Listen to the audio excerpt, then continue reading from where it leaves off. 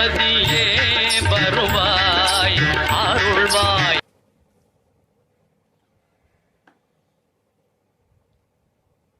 உச்சிஷ்டமாக கணபதி துணை.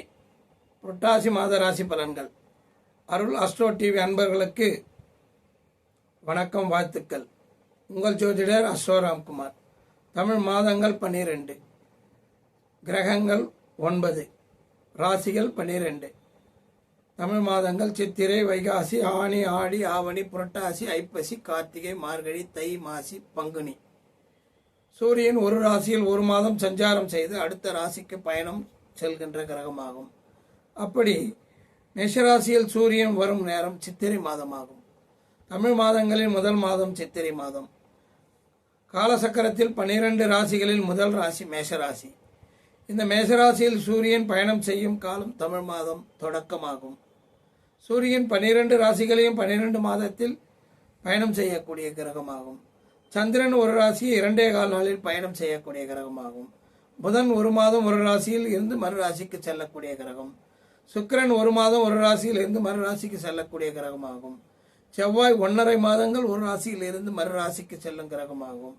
குரு பகவான் ஒரு வருடம் ஒரு ராசியில் தங்கி மறு ராசிக்கு செல்லக்கூடிய கிரகம் குருவாகும். ராகு கேது 1.5 வருடங்கள் ஒரு ராசியில் தங்கி மறு ராசிக்கு செல்லக்கூடிய கிரகம்.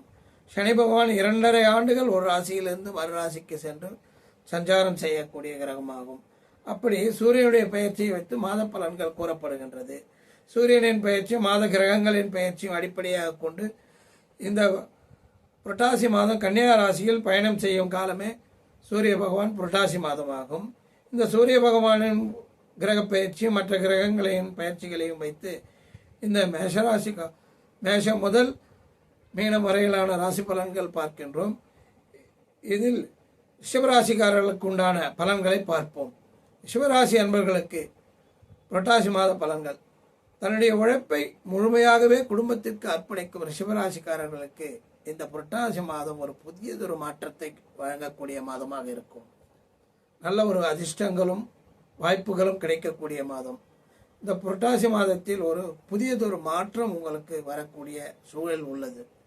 ராசிநாதன் சுக்கிரன் கேதுவோடு இணைந்து 4ஆம் இடத்தில் இருக்கின்றார். தாயார் வகையில் பூமி, மனை, வீடு, வாகனத்தில் ஆதாயம் உண்டு. சொத்து, மனை வாங்கும் யோகம் உண்டு. பழைய வீட்டை புதிதாக மாற்றி அமைக்கக்கூடிய நேரம் உண்டு. குடும்பத்தில் இருந்து வந்த குழப்பங்கள் தீர்ந்து மகிழ்ச்சிகள் கொடுக்கக்கூடிய மாதமாகும்.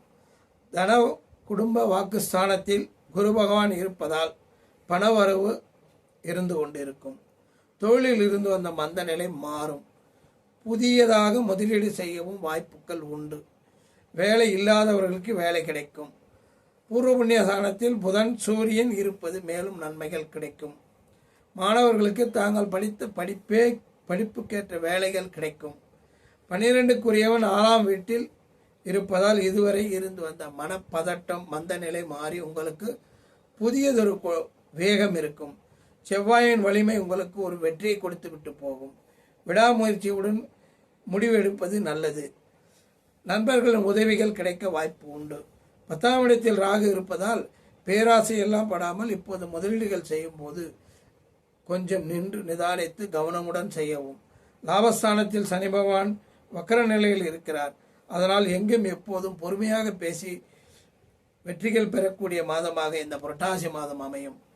மேலும் நல்லதெல்லாம் நடக்க மகாலட்சுமிக்கு வெள்ளிக்கிழமை தோறும் நெய்தீபம் ஏற்றி தாமரை மலர் கொண்டு வழிபாடு செய்து மனதார வழிபட்டு வாழ்வில் வளமோடும் நலமோடும் வாழ வாழ்த்துக்கள். நன்றி, வணக்கம்.